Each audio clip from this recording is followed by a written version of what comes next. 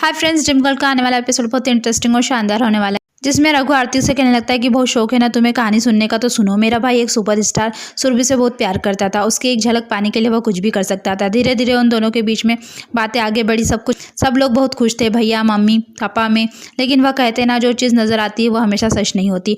वही हुआ हमारे साथ। तभी एक दिन पेपर में हमने एक न्यूज़ पढ़ी कि सुरभि ने किसी और के साथ सगाई कर ली है। मैंने भाई को समझाया कि वही मीडिया वाले तो कुछ भी पेपर में लिख देते हैं। भाई, आप इन सब की बातों पर यकीन मत करो। भैया ने भी कहा कि रघु, मेरा तो दिल मानने को तैयार नहीं है कि यह सब सच है। रघु भी कहने लगता है, भैया यहाँ बैठ करके कुछ नहीं होगा, हम मुंबई चलते हैं। तभी रघु भी कहानी सुनाते सुनाते लड़खड़ाने लगता है। आरती भी उसे संभालते हुए कहने लगती है, रघु जी संभालिए अपने आप को। लेकिन रघु उस गुस्से में कहने लगता है, हमारे लिए तो प्यार व्यार सब एक स्क्रिप्ट है ना, तुम्हें क्या पता किसी अपने के चले जाने का दर्द क्या होता है। वह तड़पता रहा, उसका इंतजार करता रहा। उसे तो समझ में नहीं आ रहा था कि किस पर विश्वास करूं, उस लड़की पर या उन तस्वीरों पर जो हर रोज अखबार में छप रही थी। हम मुंबई गए, उससे मिले, लेकिन मेरे भाई को क्या पता था कि उसकी जिंदगी बद से बदतर होने वाली है। सब कुछ खत्म हो जाएगा, वह भी तुम जैसी लड़कियों की वजह से। और बताने लगता है कि उसके बाद मेरा भाई मुंबई सुरभि के घर गया, मगर वॉचमैन ने उसे बाहर से ही निकाल दिया और सुरभि ने भी उसे देख करके अनदेखा कर दिया। और सुरभि ने उसकी रिपोर्ट पुलिस में डाल दी और पुलिस ने उसे बहुत टॉर्चर किया और कहा, तुझे क्या लगा कि तू एक सुपरस्टार को छेड़ेगा और तुझे कुछ नहीं होगा। और रघु ने भी वह सब कुछ देखा। रघु भी पुलिस से कहता है कि सर प्लीज़ मेरे भाई को छोड़ दीजिए, मेरे भाई ने कुछ नहीं किया। और आरती को रघु बताने लगता है कि कुछ नहीं किया था मेरे भाई ने, और जोर जोर से चिल्लाने लगता है और रोने लगता है।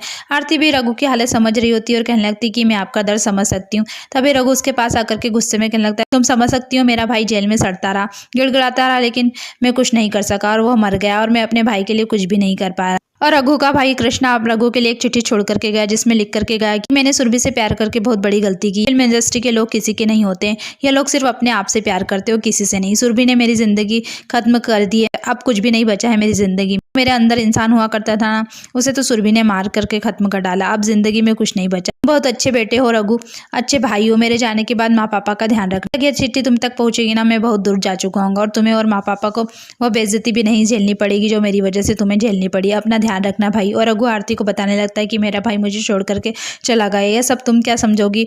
और जोर जोर से चिल्लाने लगता है कि मेरा सब कुछ बर्बाद हो गया, मेरी आंखों के सामने सब कुछ खत्म हो गया। पापा, भैया, सबकी लाशें उठाई है मैंने, और सुरभि शादी बना रही थी, खुशियां बटोर रही थी मेरे भाई की खुशियां खत्म करके। तो मेरे अंदर आज जज्बात नहीं है और ना आज तुम जैसी लड़कियों की वजह से। मेरे अंदर के इंसान को जानवर बनाया उसने। तुम सब एक जैसी हो, सब कुछ बर्बाद कर दिया मेरा। और जोर जोर से रोने लग जाता है। आरती भी रघु को संभालने की कोशिश करने लगती है और उसे संभालते हुए कहने लगती है, सॉरी, मुझे नहीं पता था कि मैं मानती हूँ कि बहुत गलत हुआ आपके भाई के साथ और आपके साथ, और आपका गुस्सा होना भी जायज़ है, लेकिन आप किसी और की सजा अपने आप को क्यों दे रहे हैं। और समझाने लगती कि लेकिन आप वह इंसान नहीं है जैसे आप बन गए। यह गुस्सा और नफरत अपने आप को क्यों सजा दे रहे हैं, अपनी वजह से किसी और को दुखी करना, यह तो अच्छी बात नहीं है। और कहने लगती, बुरे समय में खुद भी बुरा बन जाना आसान है, लेकिन बुरे वक्त में भी अच्छा बने रहना वह बहुत मुश्किल है। रघु भी आरती की बात सुन करके उसे देखने में लग जाता है, मगर गुस्से में उसे देख करके अपनी वाइन की बोतल उठा करके आरती को धक्का दे करके जाने लगता है।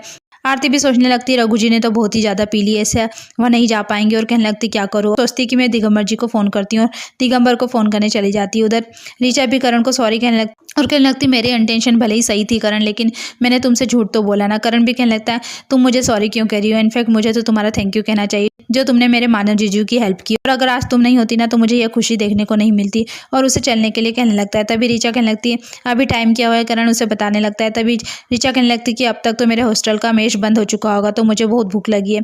आगे एक ढाबा है, क्या आप मुझे वहाँ तक छोड़ दोगे, वरना मैं भूखी मर जाऊंगी। करण कहने लगता है, अपनी ओवर एक्टिंग बंद करो, और उसे चलने के लिए कहने लगता है। उसके बाद उधर आरती आयशा को रघु की सारी कहानी बताती है। आयशा भी कहने लगती है, हाँ यह न्यूज़ तो मैंने पढ़ी थी, पर उसमें रघु का भाई इन्वॉल्व था, यह मुझे नहीं पता था। It's very shocking news. तभी आरती कहने लगती है, हाँ आयशा, आज मैंने रघु जी की आंखों में दर्द देखा तो मुझे एहसास हुआ कि हम उन्हें कितना गलत समझते थे। उसकी बात सुनकर के आयशा भी आरती को देखने लगती है।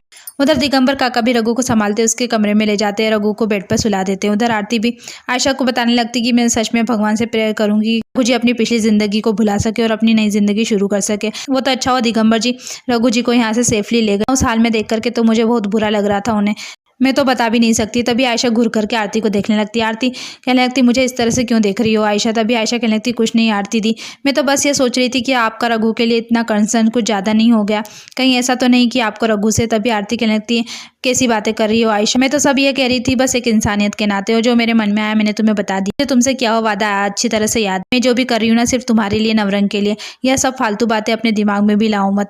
और वहाँ से चली जाती। आयशा भी सोचने लगती है, आई नो डियर, आपके मन में हमारे लिए प्यार और नवरंग के लिए इतना प्यार भरा हुआ है ना कि इसमें रघु के लिए जगह तो नहीं हो सकता, और अभी तक तो नहीं। उधर करण भी ऋचा को हॉस्टल छोड़ने के लिए पहुंच जाता है और ऋचा करण से कहने लगती, पता है करण, खाना खाने के बाद रबड़ी खाने का मजा ही कुछ और होता है। तभी करण भी कहने लगता है, रबड़ी खा रही, चलो तुम्हारा हॉस्टल आ गया, वरना हॉस्टल बंद हो जाए। और कहता है कि मैं आदित्य को अच्छी तरह से जानता हूँ, मैं उससे कल बात करूंगा, तुम्हें वो असिस्टेंट की जॉब दे देगा। तभी ऋचा सुनकर के खुश हो जाती है और कहने लगती, सच में करण, यानी कि कल से मैं सेट पर आऊंगा। तभी करण कहता है, ओके, कल हम मिलेंगे। ऋचा भी उसे थैंक यू कह करके हॉस्टल में चली जाती है। तभी करण के पास मानव का फोन आ जाता है और मानव करण को कहने लगता है कि ऋचा को हॉस्टल ड्रॉप कर दिया। करण उसे हाँ कहता है। तभी मानव कहने लगता है, मेरी बात ध्यान से सुनो करण, तुम्हें और ऋचा को आयशा की पल पल की खबर रखना है, वह किससे मिलती है, कहाँ जाती है, क्या करती है, मुझे पूरी इन्फॉर्मेशन चाहिए। करण भी कहने लगता है, हाँ जीजू, आप फिक्र मत कीजिए, मैं और ऋचा आयशा दी की पूरी इन्फॉर्मेशन आपको देते रहेंगे। मानव सोचता है कि बस आयशा, तुम्हारे सच के बस एक कदम दूर हूं मैं, आखिर मुझे पता चल जाएगा कि तुम चाहती क्या हो। अगली सुबह उधर रघु को होश आ जाता है, उसका सर भारी होने लगता है। तभी दिगंबर काका रघु के लिए नींबू पानी लेकर के आते हैं और कहने लगते, इसे एक घुट में पी लीजिए तो राहत मिलेगी। और कहने लगते हैं कि आपकी जिंदगी भी कुछ ऐसी ही हो गई, इससे पहले कि कोई कड़वाहट आपको रोक दे, हमें इसे एक घुट में ही निकल जाना चाहिए। और मुझे इस बात की खुशी है कि इतने सालों में मैं जो नहीं कर पाया, उस आयशा ने आपको एक ही बार में करवा दिया। तभी रघु कहने लगता है, यह सब ड्रिंक की वजह से हुआ, और नशे में मैं आयशा को सुर भी समझ बैठा, और जो राज मैंने इतने सालों तक अपने अंदर दबा करके रखा था, वह ऐसे बाहर आ जाएगा, वह भी आयशा सहरीन के सामने ही, मैंने नहीं सोचा था।